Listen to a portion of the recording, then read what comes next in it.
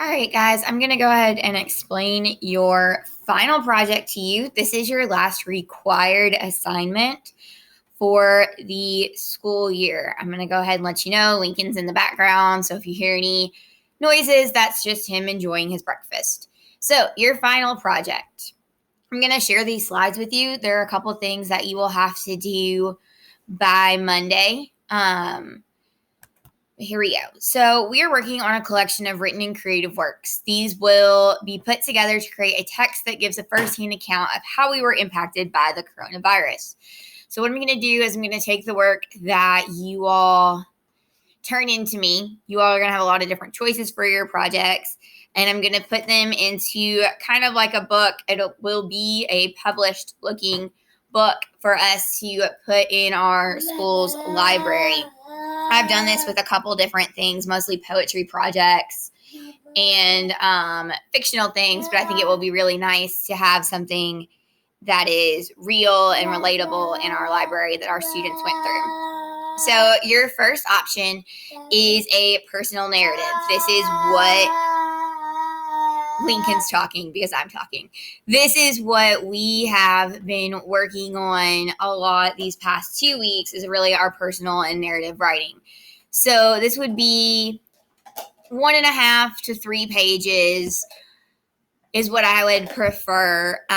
Some topics that you could write about are how the social distancing, coronavirus has impacted your education, your schooling, how it's impacted your work, home life, relationships, friendships, sports, extracurriculars, life events like birthdays. If you've had to celebrate a birthday during this time, it's probably been really different. I know that we had Lincoln's second birthday and we couldn't celebrate with anybody, so we just did a Zoom with our grandparents. And that's how Lincoln celebrated his birthday. Easter was also really different this year for lots of us who do celebrate that holiday. And then I added funerals as an example because that's one that we had to do.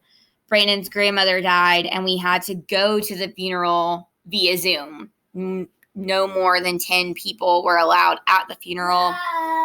So that was really hard. So you can talk about any of those personal experiences. The next option is an art collection with commentary. This is for those of you that are a little bit more artistically inclined. If you choose this option, you have to have 3 to 5 pieces of artwork. You would have to take pictures of those pieces of artwork or scan them to me that reflect life with the social distancing restrictions. The medium is up to you, so I don't care what type of artwork that is. You would have to write an introduction to your collection, giving a general idea, an explanation about the mediums that you chose, the topics that you chose. And then you would have to have 1 paragraph commentary for each piece of artwork. And then at the end, you would have to write a reflection about the process and your inspiration, which is obviously what's going on in the world right now. Another choice that you have is to write a children's book. If you choose to do this, it has to be in a narrative, a story format. That means, you have your exposition, you have your rising action, you have a climax.